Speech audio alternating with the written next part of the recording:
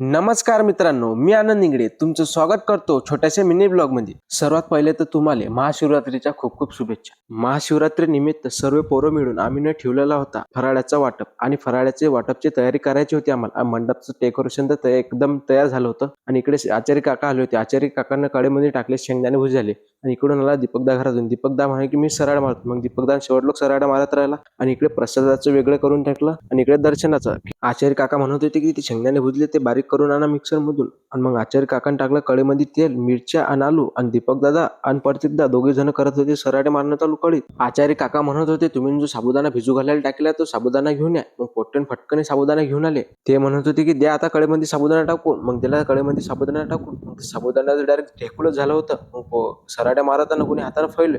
मग त्याला लागत होतं शेंगदाण्याचं बुकुट. गोपाल दादा म्हटलं तू बकेटनं टाक आता शेंगदाण्याचं बुकुट. म्हटलं आता उसळ होईपर्यंत आपण महादेवाची पिन पाहून येऊ कशी येतं. मग येऊन पाहिलं तर मूर्ती तर एकच नंबर होती आणि मूर्ती सजून बी एकच नंबर झाली. स्टेजवर मूर्ती ठेवल्यावर कशी दिसते हे कमेंट्स करून आम्हाला नक्की सांगा. इकडे बाहेर येऊन पाहिलं तर इकडे उसळ तयार होऊन झाली. आता म्हटलं उसळ तर एकच नंबर झाली. आणि आता इकडे तुम्ही म्हणसाल की हे काय करून राहिले, तर हे टाकलं आपलं बैगुण्यात दही. त्यासाठी करणं होते आपले उसळ खायसाठी खटई.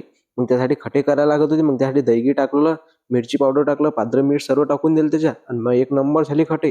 खटे गिटे बनवून झाली आणि ते कढईतली उसळ काढून घेतली आणि आम्ही आलो हापशीवर भांडे धुवायला.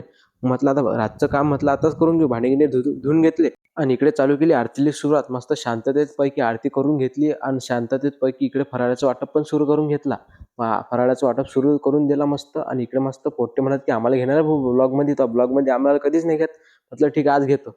मग इकडे व्हिडिओ काढतच होतो तर तेवढ्यात मला बाळू काकांना आवाज दिला. बाळू काका आम्हाला घेते की नाही भाऊ उसळ खाताना. म्हटलं बा तुम्हाला घेत. मग तेले बी घेऊन घेतलं ब्लॉगमध्ये. आणि हा कुंडा पण घे. आपल्या हेडातले पोरं असे कोपऱ्यातच लपतात उसळ घेऊन पळतातच, कारण लोकल दिसलं नाही पाहिजे तर चुपचाप खातात उसळ मस्त. इकडे झाली गर्दी कमी. म्हटलं आता आपण बी घेऊन घेऊ उसळ. मग आम्ही घेतली उसळ आणि त्यावर घेतली खटे. मग उसळ खाणं झालं आणि पोट्टे म्हणत की आता आपलं सर्व आवरणं चिवरण झालं आता डान्स करू. मग नाचणं चालू केलं आम्ही ना. मग नाचणं घिसणं झालं आणि नाचण्यासाठी एवढंच. भेटू पुढच्या व्हिडिओमध्ये. तोपर्यंत # मोरया.